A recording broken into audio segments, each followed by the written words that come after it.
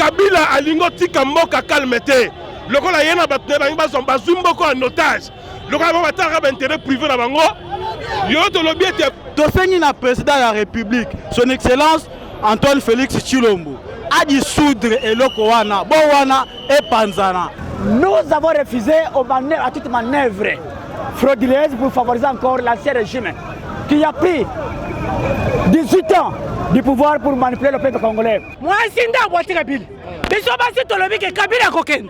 Ceux qui m'ont banni à boîte Kabila, Kabila Kozonga Namboko. Mais ceux qui m'ont dit, à Koken, à côté de Mboka Nabiso.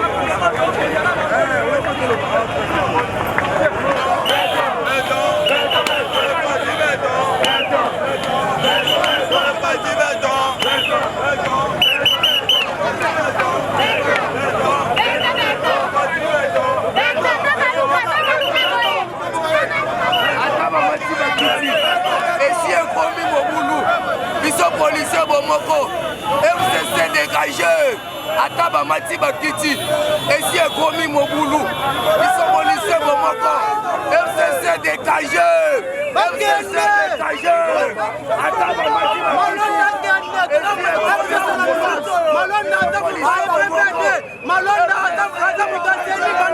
ça fait déjà 15 ans,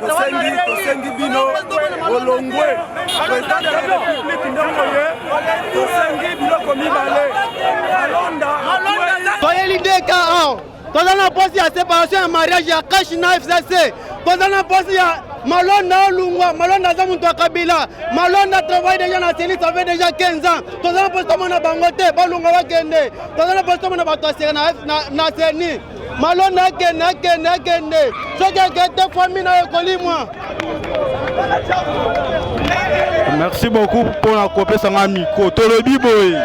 Toko sakana awate. Tozana kana makasi. FCC balingi bakomisa République démocratique du Congo lokola ndakuna bango. Tolobi boy. Tolingi Rosar Malonda te à la tête ya CENI. Tolingi babandela mode na bango à désignation. Tozo senga pe ba confession religieuse. Bandimaka te ba corruption, ba manipulation. Topesi bango responsabilité biso peuple. Balukela biso mutu oyo azali indépendant. Pour pas organiser élection, il y a bien tous akana makambo ya ba crise te makelele te. Alors, ceux qui continuent boy, tosengi na président de la République, son excellence Antoine Félix Tshilombo, a dissoudre eloko wana, bo wana et panzana. Yango nezoluka ba crise ebele. Yango nezoluka makelele. Ba député kuna bazolobela biso te. Bazolobela bana na bango. Baza pona intérêt ya mabumu na bango. Biso peuple congolais tozo souffrir. Tolingi te, tolobi batika makambo wana. Donc balukela biso mutu ya bien oyo akoki ko gérer CENI. Makambo basali na assemblée ezalaka te ba violer ba principe. Ceux qui doivent pour ba respecter ba principe te. Pour ba comme na désignation ba intériner président à CENI. Ba procédure ezali mais ba respecter te. Le lo balobi ete nengi ne baloba ete l'état moini. Cela veut dire Kabila alingo tika mboka calmete. Lokola yena batne bangi bazumboko en otage. Lokola bataka intérêt privé na bango. Yo to lobby était population congolaise, peuple congolais telemi, a lobby makanisi ya mabe. Oyo FCC na muto na bango Kabila ba ko sala po batia Malonda na pouvoir ba ba na CENI to boyi yango parce que Malonda égale Kabila. On dit Malonda on dit Kabila azonga na pouvoir. Yango MLP ya on a fait Gidiongo. Yena ba cadre ba telemi ba lobby non.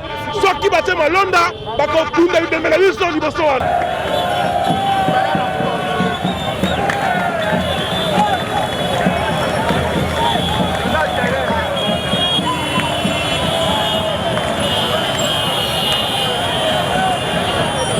Ndeko Andi Basembe, secrétaire général et à parti Alliance des élites pour un nouveau Congo. ANC, les alliés présidés par maman Marie-Josée Ifoko. Voilà, vous voyez les locaux accompagnés. Oui. Pour répondre à l'UDPS, objectif de les alliés principalement. Non, objectif de les alliés c'est pour faire entendre voix à la population. Population azali souverain. Population aboyi ba manigance union surtout oyo. Banguna mboka bazali kosala pour que l'élection est en 2023 et bakozongisa bokonzi ya mabe. Bokonzi ya mabe au système au biso tolingi ke to silana na yango bango bani kozongisa yango bani ko entretenir yango na kotiana moto ya seni moto o population alingi te moto azali crédible te. Yango biso ANC to lobaki ke tokoya ko soutenir bandeko na biso ya UDPS na ba force politique et sociale misusu oyo pamona ike ezali malamu te bana kotelema pona koboya kosala barrière na likambo elingi kosalema. Mais quand même pendant l'état d'urgence le Biolanda qui ministre de l'intérieur na gouverneur ya ville balobi que marcher ça la matin pour ko respecter ba mesures barrières mais apparemment bo briser bo braver ba instruction ya ba autorité. Alors que UDPS, nous devons soutenir UDPS, nous sommes ensemble, vous êtes censés donner l'exemple. Mais, Bobimika na balabala bosangi ici, batebele plus de 20 personnes. Bendego, état d'urgence, ces alliés prétexte c'était pour que Baluka baboto la peuple souveraineté. Baluka baboto la peuple bokondinaye. Les alliés prétexte c'était. Yangona biso tolito la kisana mokili mobimba. Que moto moko te akoye koluka. Aluka kolongo la souveraineté au peuple azali na yango. L'élection sont salé malamu te yango nde mutu ezali ko bebisa mboka na biso yango nde mutu ezali ko sala ke à chaque fois so ba élection salemi ba congolais bazali ko se diviser et loko to lingi yango te. Alors baluka ko zo prétexte te na état d'urgence pour que bango basa ba complot na bango yango moni peuple atelemi peuple azali souverain.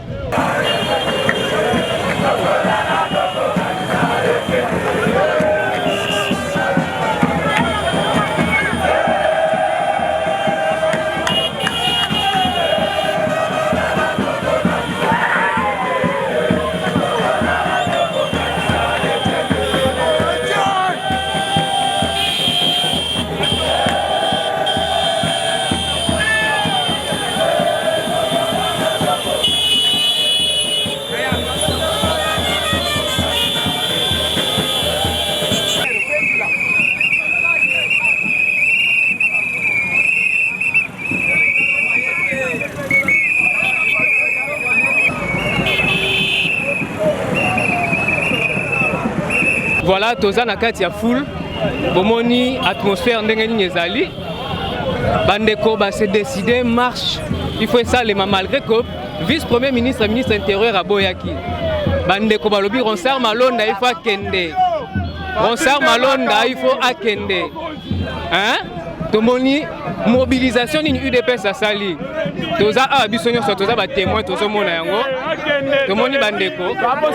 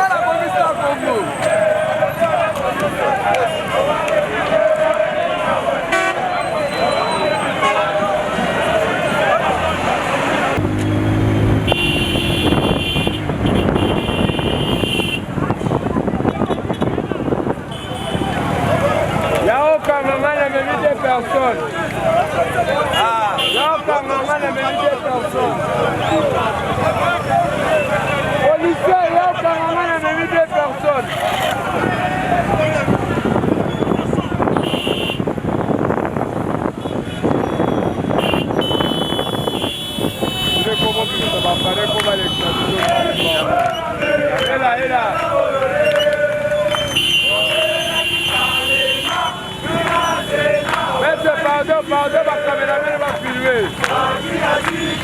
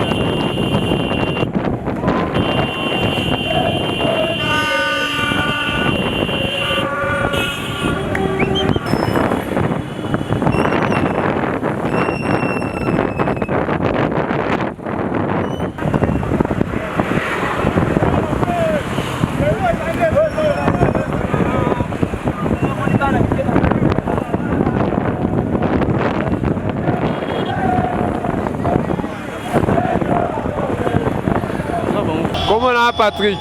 Patrick, yoko za na moto na kati ya ceinture. Ambiance eza ndenge nini? Bon, ambiance eza comme tete to ande na regret. Regret ya nini? Regret ya makambo Kabila zo sala pona mambo seni. Kabila sali nini? Mais azocha mutu na FCC, biso to na posa biloko na te to na posa ke mutu azala indépendant, seni azala indépendant. Yango na yo po décider bima na balabala. Yango ngape take congolais parce que constitution pe singa droit. Yango ngape na bibi na intervenir. Car à la police. L'opération pour ma député tika policier. Nous avons bango inde. Obi l'opération nini? L'opération pour ma député tika policier. Nous avons bango inde. Signe opération pour ma député tika policier. Et la kisi boye. Et la kisi que député ndem to détruire mboko yo. Il y a RDC et qui n'a développement parce que bazo se dit baza soi-disant majorité parlementaire. Or, ils ont la majorité parlementaire et les caca, majorité populaire. Et la RDC ce n'est pas la majorité parlementaire, mais au contraire c'est la majorité populaire. Parce que le peuple est ennemi pour Naolakisa, combien baza souverain. Et FCC et Koki Ozouambo en otage va imposer le peuple congolais et Nani Moutourabango. Malonda na mutu ya seni ya mboka jamais. D'ailleurs seni e bonga keza na mutu aza indépendant. Seni e kokioza na mutu oyo aza na parti politique na katité. Merci beaucoup. Merci. Tomoni toza en direct, en direct na boulevard Lumumba. Tozali toujours pour accompagner cortège, hein, ya marche, ya bandeko na biso UDPS, bandeko ba lobby. Ronsard Malonda na tête ya sonité malgré que ba pekisaki bango kotambola mais tomoni bandeko ndenge nini bazotambola toza toujours na kati ya ceinture tozo continuer kotambola na bango tomona ambiance ndenge nini ezoleka Léon Njole toujours na terrain combattant jusqu'à la mort, je serai combattant jusqu'à la mort, combattant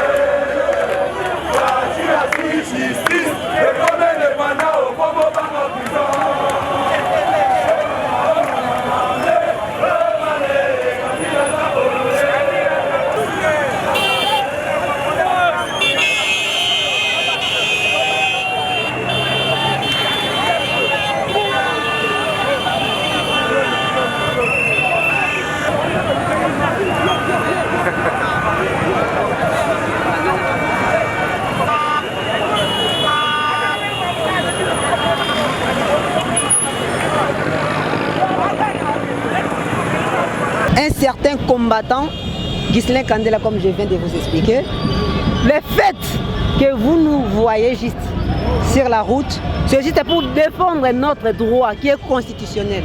La marche est pacifique. D'ailleurs, avant tout de répondre à cette question, je vais regarder un peu le gouverneur de la ville de Kinshasa. Comment il peut alors interdire tout un peuple? Nous sommes dans un régime d'information et non d'autorisation. Et si le peuple constate qu'il y a un certain droit qui est violé, il y a une procédure qui n'est pas alors respectée, le peuple a droit de revendiquer. C'est ça ce que moi je suis en train de faire en tant que peuple, de revendiquer mon droit qui est légitime à protéger. Donc c'est un peu ça ce que je suis en train de faire. Je ne sais pas qu'est-ce que vous pouvez encore poser comme question.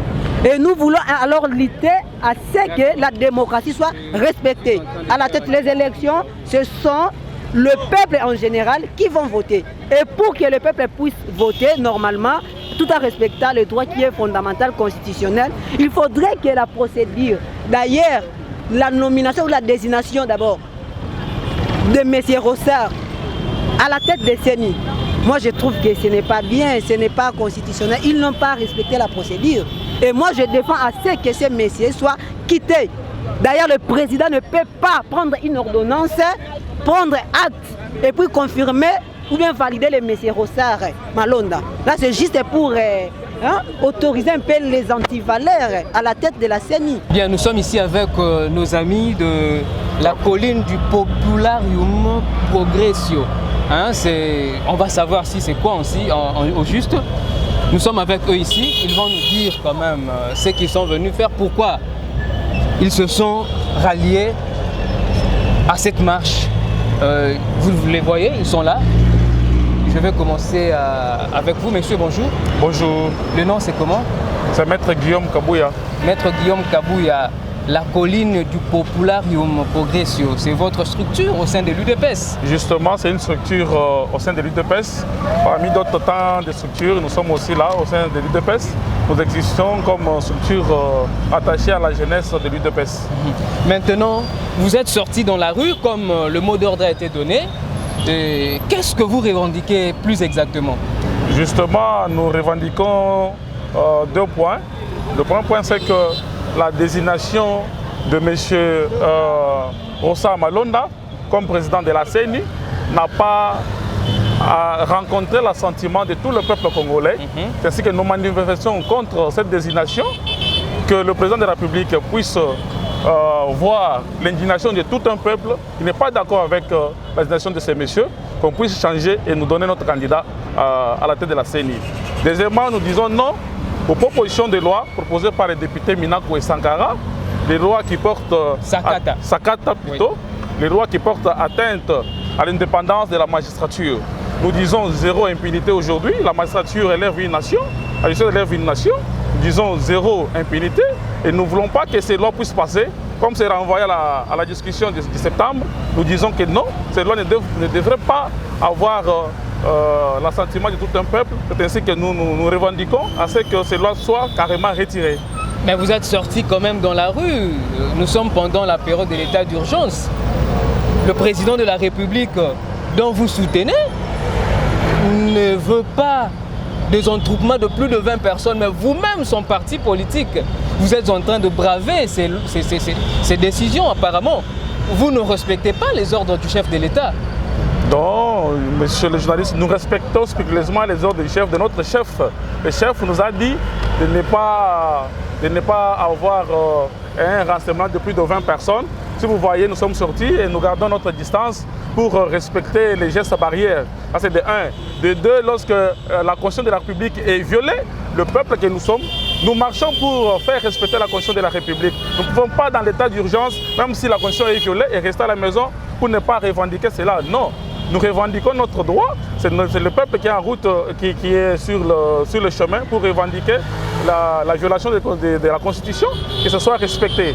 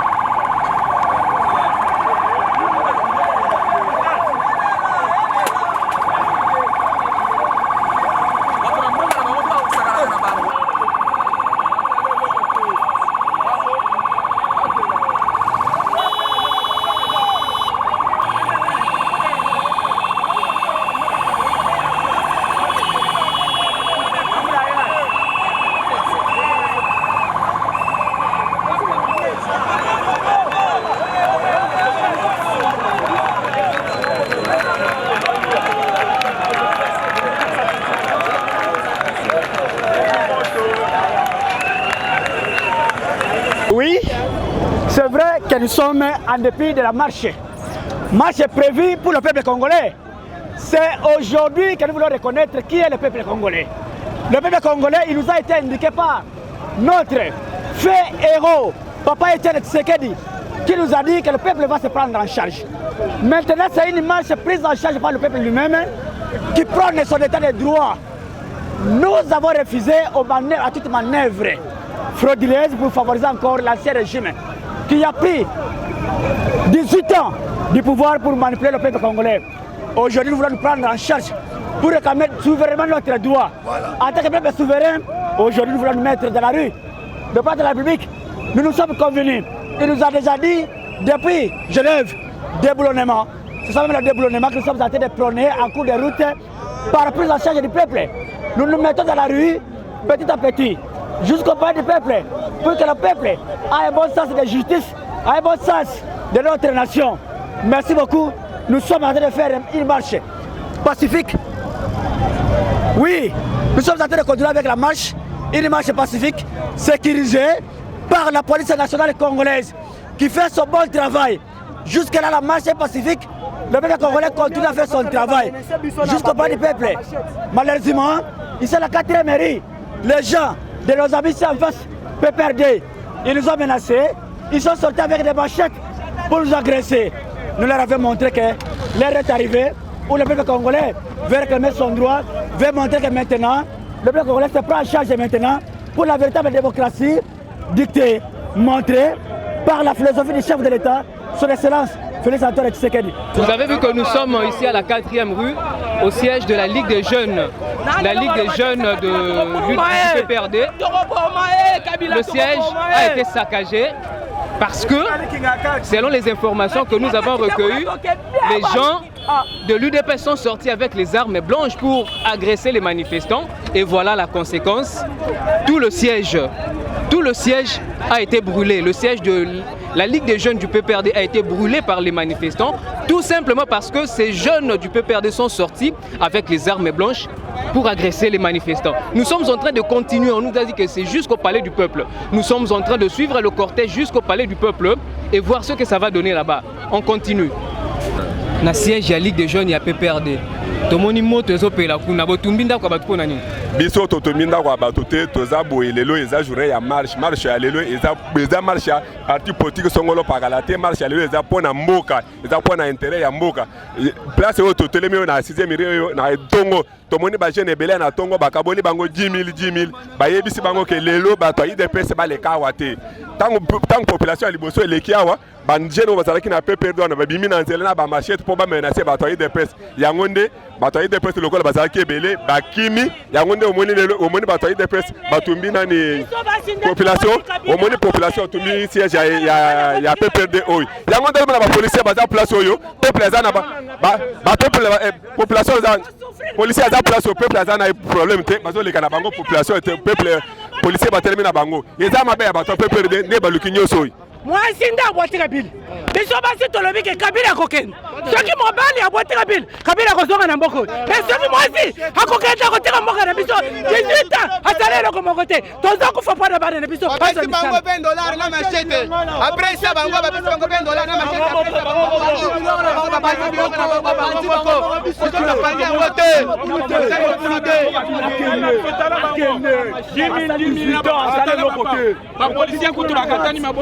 bamikana mo basinyaki yango wana bandeko na biso kuna bazotala tokuti bango déjà na bamasiese voilà que le mutu anakangama. Vous avez vu vous-même comment est-ce que Léon Léo est adoubé par la population. Nous sommes ensemble, en symbiose avec la population. La population est en train de nous donner toutes les explications possibles. Bandeko ba biso bandeko ya PPRD babimaki na ba armes blanches pour ba agresser bango. Raison pour laquelle bango peut ba contre-attaquer. Tomoni awa na siège ya Ligue de jeunes ya PPRD ndenge nini moto epeli. Tozo continuer to komati na sukati na destination o eza bongo palais du peuple to komona nini osale makuna. Tobo mae.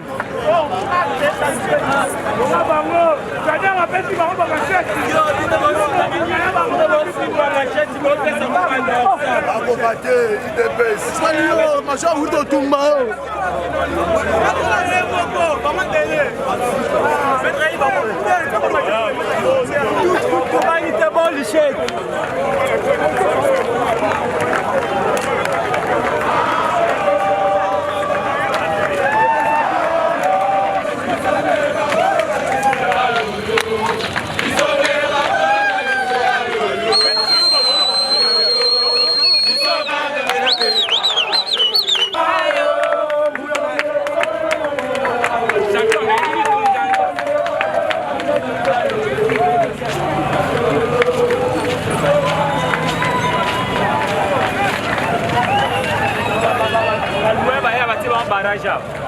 ndeko yaza na boko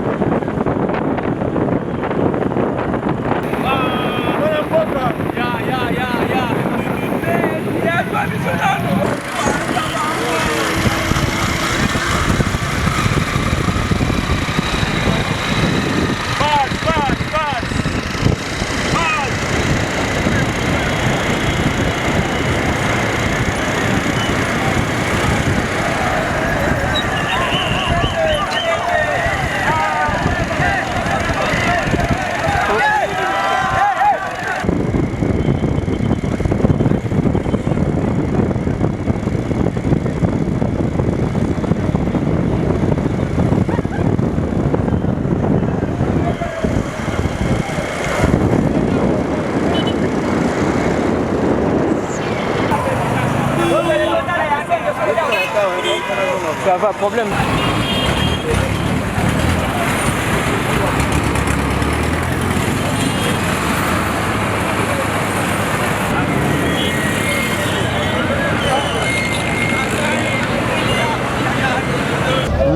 Ndeko, mbote. Mbote ndeko. Tomoni na kati ya cortège. Oui.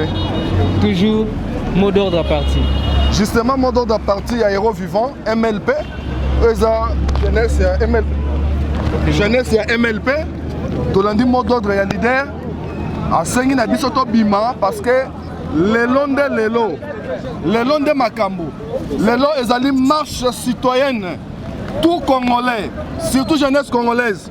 Toza na droit ya kosenga abolition ya intérinement ya candidature ya M. Rossa Malonda. Tosengi pe lisusu na président Fachi a dissoudre parlement Moyini. Parlement eza kosunga ete. Parlement eza kosunga peuple te. Na yango to bimi to démontrer bango la force. La force reste à la population.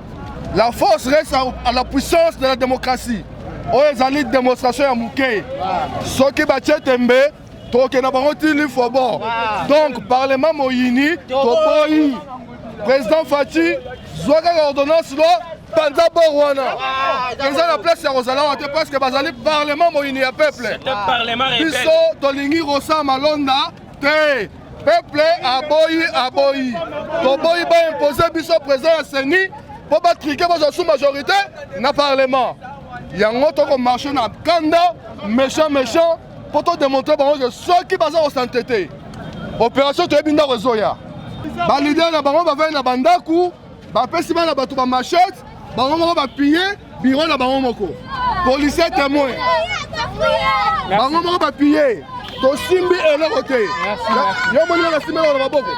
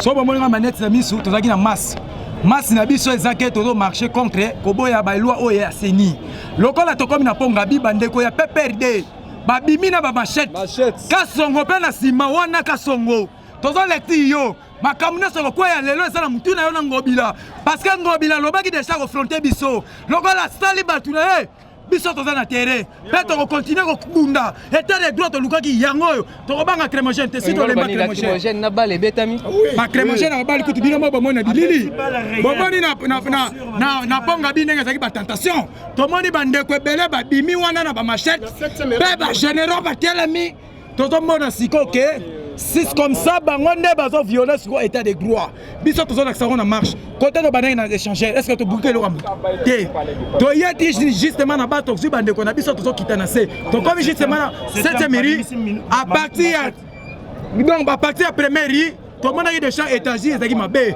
ba comme menacer biso ya kosakana te to za bandeko ba peuple congolais oza na posa marche to bima pona kutele mena loi wana ba bandeko oyo fefe wana boyebi bango o maning biso to ba combattant to kufa pe ba combattant to banga mutute ndeko yo bini ba bandeko ba beti bino ba balle réelle bon eza confirmation ba beti balle réelle na misu na biso awa na stade babeti balle réelle gaz lacrymogène babwaki biso mai ya moto biso to marcher na sens ya démocratie tobuki eloko ya mutu te totumbi eloko ya mutu te bato a PPRD batindi barecruter banani bakuluna bapesi bango machette po batake biso tobundi te tosali eloko te totamboli kaka na norme ya démocratie tobanda okende na palais du peuple oyo eza ndako na biso tozokende kuna tobanda okende kuna po toyebisa madame Abunda ke non ndako wana eza ndako na ye te eza ndako ya peuple elle peut pas décider comme elle veut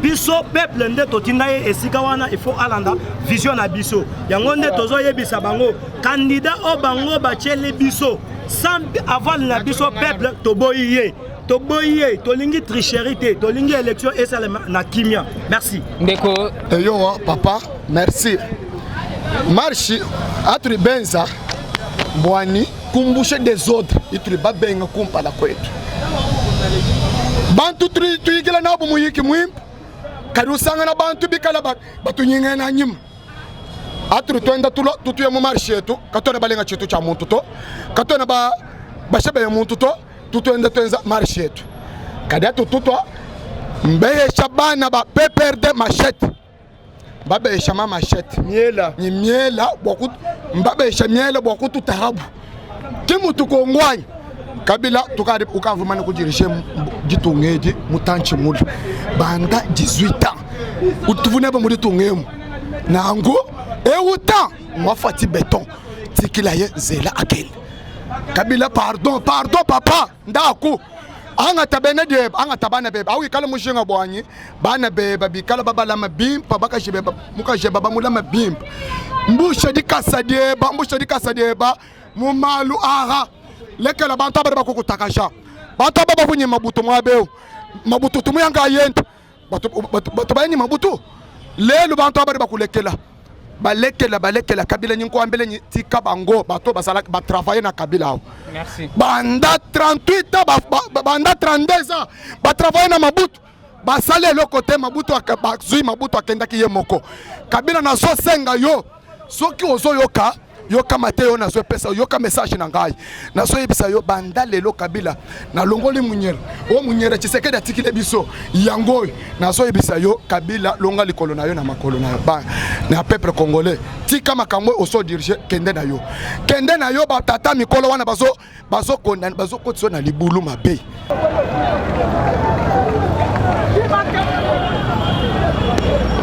Dongola no.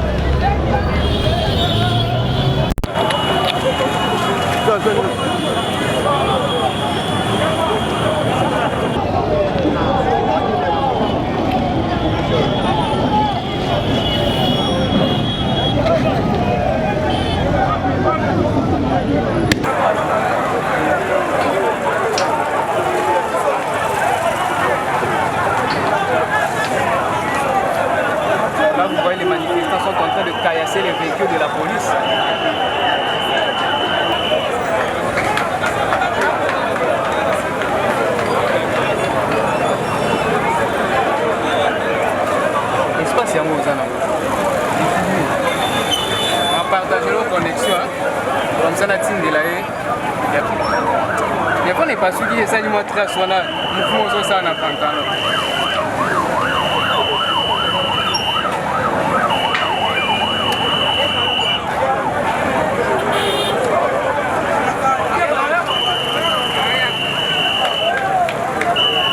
Nous sommes toujours ici avec les manifestants. Nous sommes avec un monsieur, il va d'abord se présenter. Bonjour monsieur. Oui, bonjour monsieur le journaliste. Docteur Kankonda, président, il y a parti politique prenons-nous en charge, PNC, allié à l'UDPS. Voilà. Comment est-ce que vous êtes en train de vivre cette ambiance? Écoutez, je suis un grand combattant, j'ai commencé le combat depuis les années 90. J'étais à l'extérieur du pays, on a manifesté là-bas, on a fait aussi le travail de sensibiliser, de toucher les portes, hein, parce qu'il faut savoir que la libération d'un pays ne se fait pas seulement à l'intérieur, bien que l'intérieur joue un grand rôle. Alors nous sommes ici sur place, mais voir la manifestation, voir l'engouement, voir la sensibilisation que le peuple est en train de manifester contre la désignation de ce monsieur Ronsard Malonda, qui est une cheville ouvrière de la CENI, on ne peut que manifester ce que l'article 64 de notre Constitution nous recommande. Quand il y a un individu, une personnalité qui veut prendre le pouvoir par la force, nous avons l'obligation de nous soulever. Alors, nous essayons d'appliquer l'article 64 qui nous donne toutes ces responsabilités. Vous entendez derrière nous, nous sommes sous l'effet des gaz et nous avons l'obligation de continuer à protester pacifiquement pour mettre hors d'état de nuire la nouvelle dictature qui essaie encore de se mettre sur place.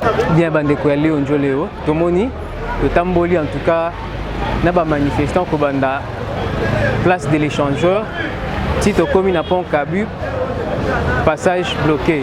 Bandeko Moebako, Tati n'a parlé du peuple, et si Kabazaki, point de chute, il y a manifestation à Bango, et Zate, les policiers, les Kangin, mais résistance à la population.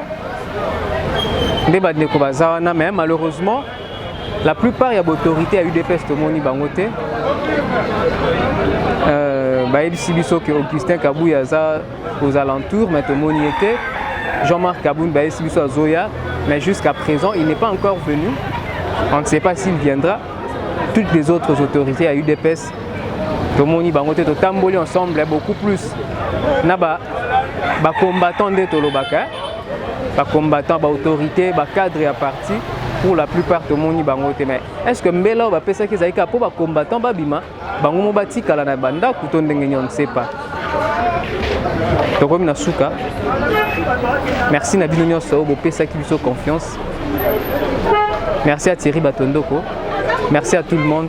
On se retrouve à la prochaine.